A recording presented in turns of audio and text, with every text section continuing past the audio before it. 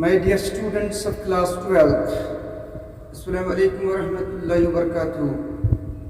I am GM Sheikh, your political science teacher, presently posted as lecturer at Boys High School, Alpur.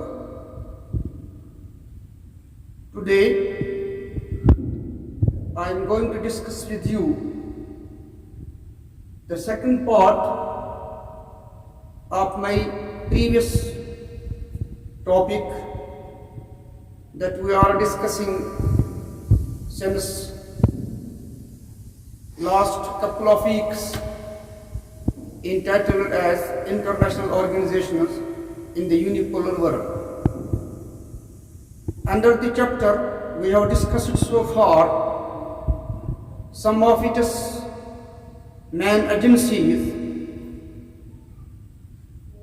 We have discussed General Assembly as the first most important organ of the UNO.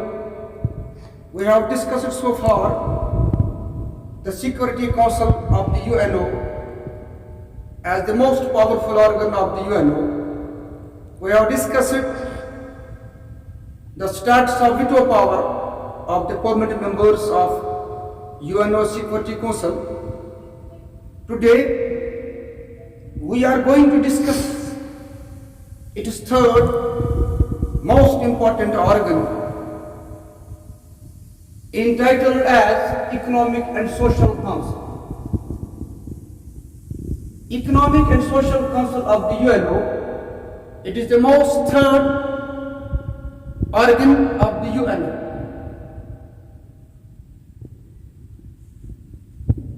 कोशिश करेंगे हम पहले economic and social council of UNO की composition जानने की कि इसकी बनावट क्या है। यूएनओ की जो तीसरा अहम ऑर्गन है इकोनॉमिक एंड सोशल काउंसिल के नाम से, इसकी हम बनावट जानने की कोशिश करेंगे। कंपोजिशन ध्यान में रखेंगे, it consists of 54 member states. It consists of 54 member states. 54 member states. पहली बात जो आप याद रखेंगे regarding the composition of the Economic and Social Council of the UNO, it consists of 54 member states elected by the General Assembly of the UNO for a period of 3 years. Elected by the General Assembly.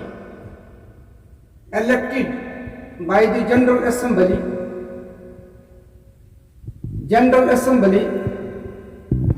for a period of 3 years.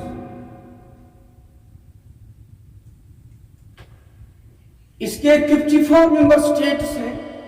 In 54 member states को general assembly elect करती है for a period of 3 years, 3 साल। But 1/3 of its members retire after every 1 year. 1/3 of its members, 1/3 of 54 members retire after every 1 year. हर 1 साल के बाद 54 member states में से 1/3 इसका रिटायर होता है, जिसकी टेन्योर 3 years मुकम्मल होती है।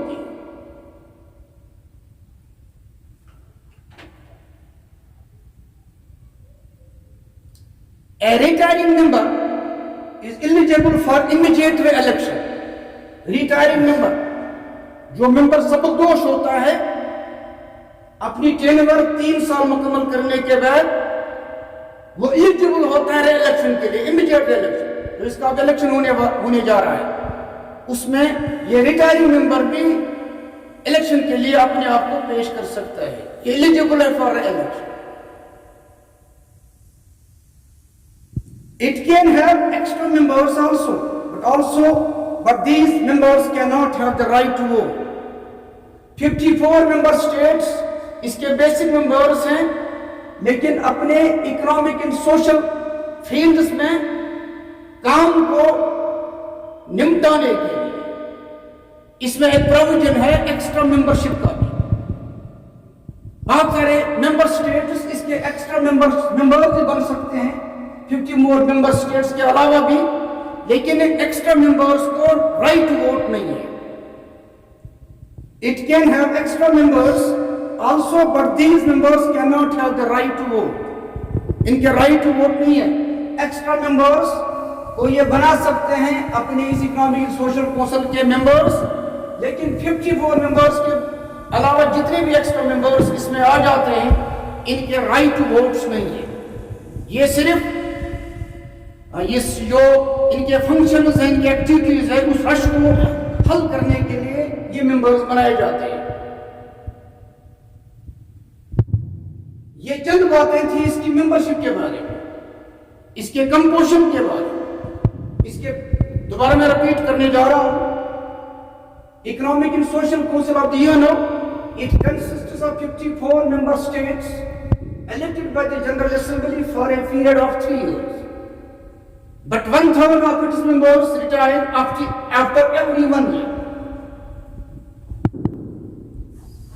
A retiring member is eligible for immediate re-election. It can have the extra members, but these members cannot have the right to vote. इस काम को निपटाने के लिए, अपने इस एक्टिविटीज को वक्त पर करने के लिए एक्स्ट्रा मेंबरशिप का प्रोविजन भी इसमें दिया गया है, लेकिन एक्स्ट्रा मेंबर्स को राइट टू वोट नहीं है। ये चंद बातें थी regarding the composition of the economic and social council. इसके अलावा हम इसके फंक्शन देखने की कोशिश करेंगे। Function, what are the main functions of economic and social council. जब भी कोई चीज वजूद में लाई जाती है, उसके पीछे एक मकसद होता है। उस मकसद को हासिल करने के लिए तंजीमें बनाई जाती है। इकोनॉमिक एंड सोशल काउंसिल जो third organ of the UNO है, अब देखने की कोशिश करेंगे इसके फंक्शंस क्या हैं। Functions of the economic and social council. सबसे पहला फंक्शन इसका, its main function is to solve the economic and social problems of the people.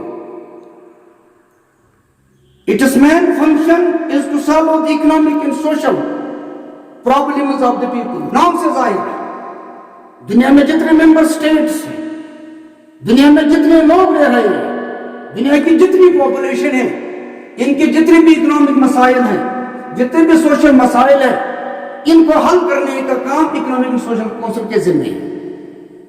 Economic field में जितने भी मसाइल इंसानियत को इस वक्त दरपेश हैं, सोशल फील्ड में जितने भी मसाइल दरपेश हैं, इन मसाइल को हल करने का काम जिम्मे है इकोनॉमिक एंड सोशल काउंसिल की। मैं दोबारा रिपीट करूंगा इसका पहला function, it's main function is to solve the economic and social problems of the people. It is second important function is it helps the nations in their developmental plans. हर मुल्क अपने मुल्क को डेवलप करने के लिए प्लान्स बनाते हैं। उन प्लान्स को असिस्ट करता है economic and social council of the UNO. It helps the nations in their developmental plans. Number third function इसका है, it initiates studies and makes report about international economic, social, educational, health and cultural matters to the general assembly and other specialised agencies. जितने भी मसाइल होते हैं दुनिया में with regard to the economics, with regard to the social, इस पर economic and social council एक स्टडी इनिशिएट करती है। एक मुताला, एक तहकीकाती कमेटियां तश्कील दी जाती है।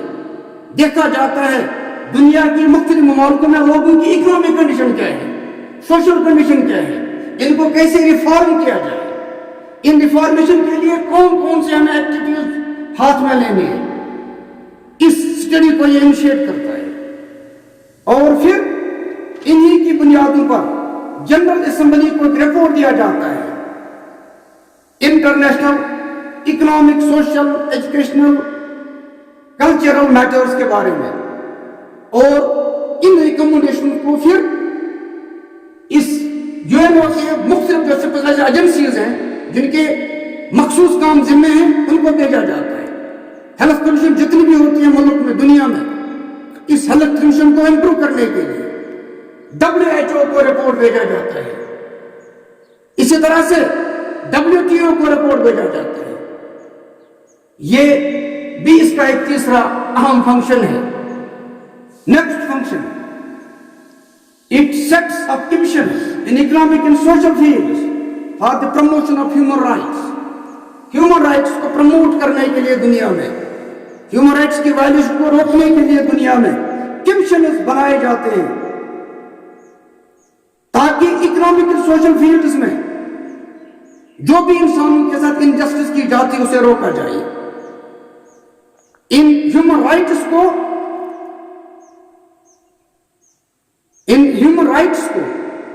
इसकी वायलेशन को रोका जाए, ह्यूमन राइट्स को बढ़ावा दिया जाए, ह्यूमन राइट्स को ऊंचा किया जाए। इसके लिए कमीशन बनाने का काम भी इकोनॉमिक एंड सोशल काउंसिल के जिम्मे है ताकि प्रमोशन ऑफ ह्यूमन राइट्स हो। It's next important function is it calls international conferences on matters under its jurisdiction. तमाम दुनिया में जितने भी अक़वाम हैं, जितने भी यूएनओ के मेंबर्स हैं एट द ग्लोबल लेवल, इन ममालिकों की इंटरनेशनल कॉन्फ्रेंस की जाती है इकोनॉमिक और सोशल एक्टिविटीज के बारे में, इन पर गुफ्तगू की जाती है। इंटरनेशनल कॉन्फ्रेंस मुनक़द करने का काम भी इसके जिम्मे है on the matters under its jurisdiction, ताकि दुनिया में लोगों की इक़्तिसादी हालत ठीक की जाए, लोगों का सोशल सेटअप ऊंचा किया जाए, ह्यूमन राइट्स की वायलेशन को रोका जाए, ह्यूमन राइट्स को ऊंचा किया जाए। Its next important function is it makes recommendations for the purpose of promoting respect for and observance of human rights and fundamental freedom of all. इनके लिए भी ये रिकमेंडेशंस करता है to the various organs of the UNO and even to the specialized agencies of the UNO. कैसे इन चीजों को improve किया जाए, कैसे ऑब्जर्वेंस ऑफ ह्यूमन राइट्स और फंडामेंटल फ्रीडम फॉर ऑल इसको रेस्टोर किया जाए, ये सबों को दिया जाए। इसके लिए रिकमेंडेशंस भी इकोनॉमिक एंड सोशल काउंसिल करती है to the various organs and the special agencies of the UNO. Its next function is it may take appropriate steps to obtain regular report from the specialized agencies. अब जितनी भी recommendations की जाती हैं उन recommendation पर कितना अमल किया जाता है, इकोनॉमिक फील्ड में कितनी प्रमोशन की जाती है, सोशल फील्ड में कितनी प्रमोशन की जाती है, इसके बारे में बहुत सारी स्पेशल एजेंसियों से ये economic and social council reports भी तलब करती है ताकि रिपोर्ट्स की बुनियाद पर मजीद इकदाम उठाया जाए, मजीद काम किया जाए ताकि दुनिया में लोगों की इक़्तिसादी हालत और सोशल इस सेटअप को मजीद इंप्रूव किया जाए। ये चंद बातें थी dear students regarding the composition and functions of economic and social council of the UNO.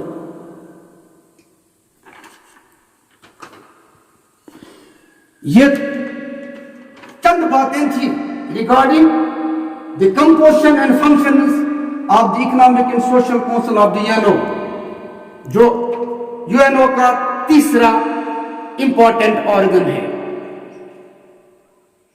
Now we will discuss with you the composition and the functions of the International Court of Justice. International Court of Justice, the third most important organ of the UNO. International Court of Justice. International Court of Justice. दुनिया की बैनुल अक़वामी इंसाफ की अदालत। ये चौथा important organ है UNO का। It is the judicial organ of the UNO. सबसे पहली बात जो आप याद रखेंगे, judicial organ of the UNO is known as international court of justice. It has 15 जज। इट हैज 15 जज। कंपोजिशन देखने की कोशिश करेंगे। इट कंसिस्ट्स ऑफ 15 जज। इट हैज 15 जज elected by the General Assembly and the Security Council, voting independently. ये 15 जज इंटरनेशनल कोर्ट ऑफ जस्टिस बनाते हैं। इन 15 जजेस को इलेक्ट करते हैं जनरल असेंबली में और सिक्योरिटी काउंसिल में, लेकिन वोटिंग अलग अलग होती है, इंडिपेंडेंटली, आजादाना तरीके से। ये अपने अपने मीटिंगों में अपने अपने ये बल पर इनको अपॉइंट करने के लिए इलेक्शन मजलिसें मुनक़िद की जाती है। 15 जज। International court of justice consist of 15 जज elected by the General Assembly and the Security Council, voting independently. Joint voting इसकी नहीं होती, अलग अलग। जनरल असेंबली भी इनको इलेक्ट करने के लिए वोटिंग करती है और सिक्योरिटी काउंसिल भी इनको इलेक्ट करने के लिए वोटिंग करती है। Those candidates who obtain an absolute majority of votes in the General Assembly and Security Council are considered as elected. फिर जनरल असेंबली में जो भी कैंडिडेट एब्सोल्यूट मेजॉरिटी हासिल करता है, absolute majority, more than 2/3 majority, general assembly और security council में, दोनों जनरल असेंबली में भी और सिक्योरिटी काउंसिल में भी जो मेंबर, जो candidates absolute majority of votes हासिल करने में कामयाब हो जाते हैं, उन्हीं को इलेक्टेड तस्वीर किया जाता है। The judges are elected for a period of 9 years. 9 years. The judge, the tenure of judge is 9 years. The judges are elected for a period of 9 years. 9 साल के लिए इन जजों को इलेक्ट किया जाता है। But 1/3 of judges retire after every 3 years. 1/3 of the judges retire after every 3 years, after the completion of 9 years. 3 साल के बाद इस 15 जजेस का 1/3 रिटायर ऑटोमेटिकली होता है। लेकिन वही जिसकी टेन्योर 9 ईयर्स बनती है, 9 साल पूरा करने के बाद 1/3 of judges retire after every 3 years. But they can be re-elected. जज रिटायर होता है 9 years टेन्योर कंप्लीट करने के बाद, ये re-elect भी हो सकता है। There is a provision for the re-election of judges. Its meetings are held at the Hague, जहां इसका headquarter, and decisions are taken by a majority vote of the judges present. और कोई भी फैसला लिया जाता है, लेकिन मेजॉरिटी वोट्स, जितने भी जज प्रेजेंट हैं उनका मेजॉरिटी वोट जिस फेवर में आता है उसी के हक में डिसीजन दिया जाता है। The court elects president and vice president for 3 years. International court of justice 3 साल के लिए अपने प्रेसिडेंट को और अपने वाइस प्रेसिडेंट को इलेक्ट करता है। Except for judicial vacation, the court is permanently in session. अदालत की छुट्टियां जो होती हैं, इनके अलावा ये international court of justice permanently in session होता है। किसी भी वक्त कोई भी मेंबर स्टेट अपने मसले को वहां लेने के लिए दस्तक दे सकता है। It is session round the clock except judicial vacations. A quorum of 9 judges out of 15 is required to constitute the court. किसी भी फैसले को लेने के लिए 9 जजेस का एक कोरम जरूरी है। यानी आउट ऑफ 15 जजेस कोई भी फैसला लेने के लिए 9 जजेस का एक कोरम लाजमी है। 9 जजेस से कम वाला फैसला काबिल कबूल नहीं है। कोई भी फैसला, कोई भी डिसीजन लेने के लिए आउट ऑफ 15 9 जजेस का हाजिर होना जरूरी है, इन फेवर जरूरी है। दोबारा मैं रिपीट कर लूंगा, a quorum of 9 judges out of 15 is required to constitute the court. Court को कॉन्स्टिट्यूट करने के लिए, कोर्ट को डिसीजन लेने के अहल बनाने के लिए 9 जजेस का होना लाजमी है। French and English are the official language of the court. Court में कोर्ट की 2 सरकारी जबानें हैं, फ्रेंच और English are the official language of the court. ये चंद बातें थी regarding the composition of the international court of justice. अब हम देखने की कोशिश करेंगे its main functions. Main functions of the international court of justice को पहला मेन फंक्शन जो आप याद रखने की कोशिश करेंगे, it decides disputes among the different states of the UN. यह बैनुल अक़वामी अदालत है। अब जो ममालिक के दरमियान तनाज़े हैं, इनको हल करने का काम इंटरनेशनल कोर्ट ऑफ जस्टिस के जिम्मे है। It decides disputes among the different states of the UN. Any state के refer it decision to the court for decision. ममालिक के दरमियान जितने भी तनाज़े हैं, उनके फैसले किए जाते हैं इंटरनेशनल कोर्ट ऑफ जस्टिस में। जब दोनों स्टेट्स आपस में निगोशिएशन से किसी भी तरीके से अपने मसले को हल करने में नाकाम रहते हैं, तब ये केस जाता है इंटरनेशनल कोर्ट ऑफ जस्टिस में, लिया जाता है। जब भी कोई स्टेट चाहती है कि मेरे इस मामले को हल किया जाए according to the just condition, तब ये जाता है, ये मामला लिया जाता है इंटरनेशनल कोर्ट ऑफ जस्टिस में। Any state can refer its case to the court for decision. इस बैनुल अक़वामी अदालत में कोई भी मेंबर स्टेट अपने मसले को फैसले के लिए इस इंटरनेशनल कोर्ट ऑफ जस्टिस में ले सकती है। It hears and decides disputes on the basis of international law. हर एक मुल्क का अपना एक लॉ होता है जिसको लॉ ऑफ द लैंड कहते हैं। हर मुल्क के अपने कस्टम्स एंड ट्रेडिशंस हैं। हर मुल्क का अपना एक पैटर्न होता है वो अपने मुल्कों को चलाने के लिए। हर मुल्क का अपना अपना कानून होता है, उसे लॉ ऑफ लैंड कहा जाता है। लेकिन किसी पर्टिकुलर मुल्क के लॉ के मुताबिक इंटरनेशनल कोर्ट ऑफ जस्टिस में फैसले नहीं होते, बल्कि इसके लिए इंटरनेशनल लॉ को बेस बनाया जाता है। It hears and decides cases disputes on the base of international law. International law की बुनियाद पर मुकदमात को सुनाया भी जाता है, सुना भी जाता है और फैसले भी दिए जाते हैं। इतना नहीं, according to the UN charter, UN charter को भी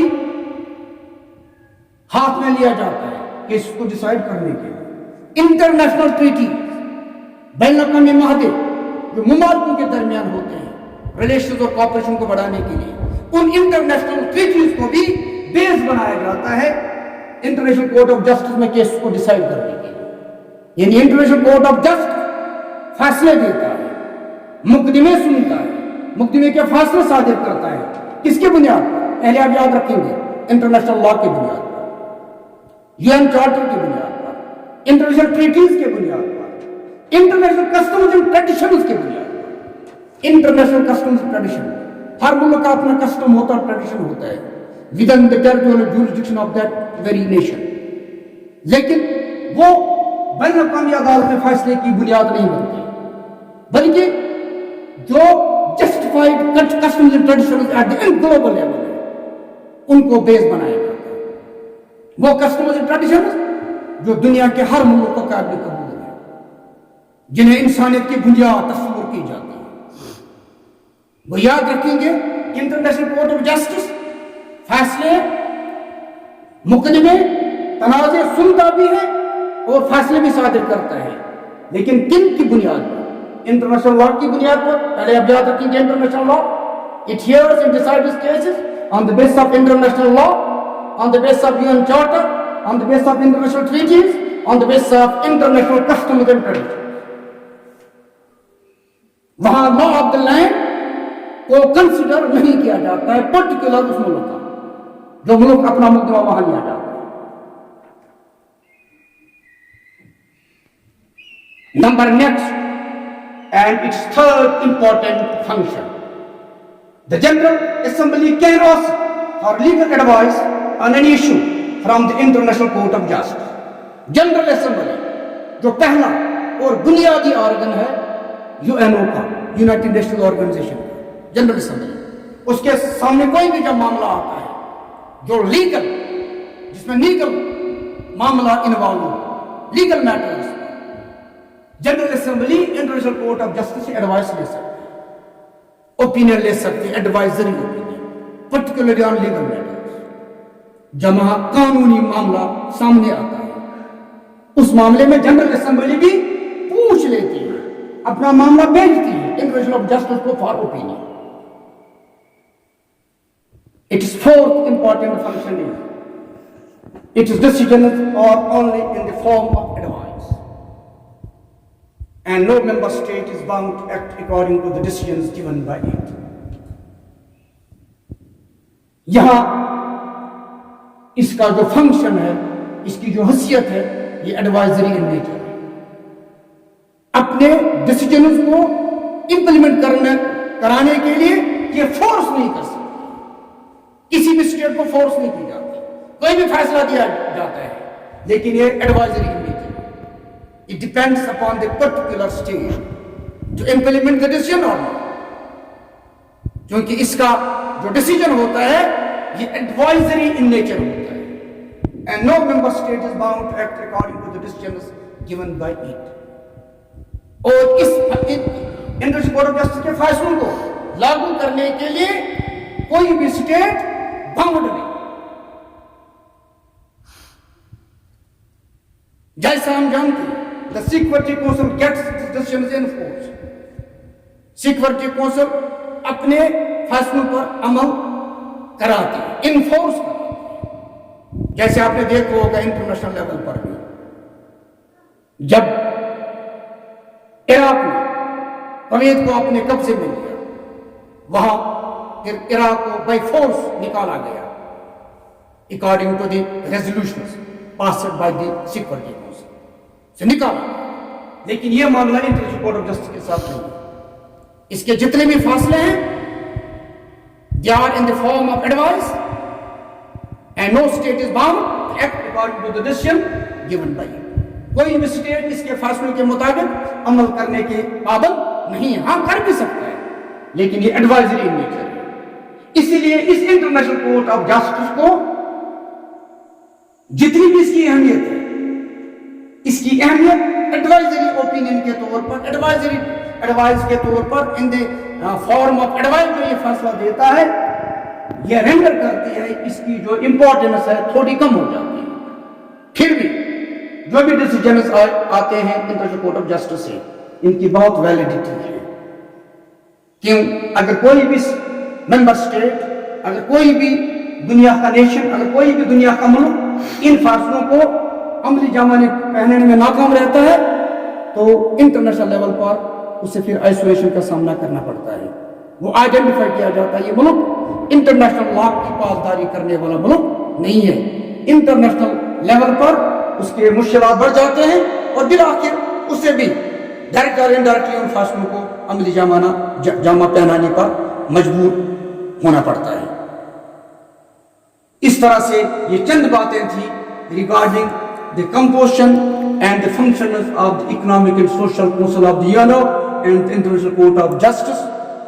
जो बातें मैंने आपके सामने रखी हैं आज के इस टॉपिक के बारे में, मेरी ये जो बात रही है इकोनॉमिक एंड सोशल काउंसिल के कंपोजिशन के बारे में भी और इसके फंक्शंस के बारे में भी, इंटरनेशनल कोर्ट ऑफ जस्टिस की कंपोजिशन हम अब तक डिस्कस कर चुके हैं, इसके मेन फंक्शंस हम अब डिस्कस कर चुके हैं, और मजीद इन ऑर्गनों के बारे में भी आप अपनी बुक से भी हासिल करने की कोशिश करेंगे। कोई भी डिफिशिएंसी, क्योंकि लिमिटेड टाइम का क्लास है, इसमें ज्यादा बातें डिटेल से नहीं की जाती हैं, फिर भी इंट्रोडक्शन के तौर पर कुछ वैल्यूएबल हिंट्स टीचर देने में कामयाब रहता है जो मैंने दिए हैं आपके लिए, और इन वैल्यूएबल हिंट्स को आप इस्तेमाल करके मज़ीद इन इम्पॉर्टेंट ऑर्गन्स के बारे में आप अपनी बुक से भी बहुत सारी चीज़ें हासिल करने की कोशिश करेंगे। फिर भी अगर कहीं पे कोई डिफिशेंसी फिर भी जो बुक से आपको हासिल होने में रह जाती है, उनको एक्सप्लेन करने में भी आप मेरे साथ भी इंशाल्लाह रब्ता करेंगे। मैं आपके लिए अवेलेबल हूँ, और अल्लाह को सलामत रखे। अगले नेक्स्ट क्लास तक मैं आपसे रुखसत लेता हूँ। वसलम। Thank you. Have a nice day.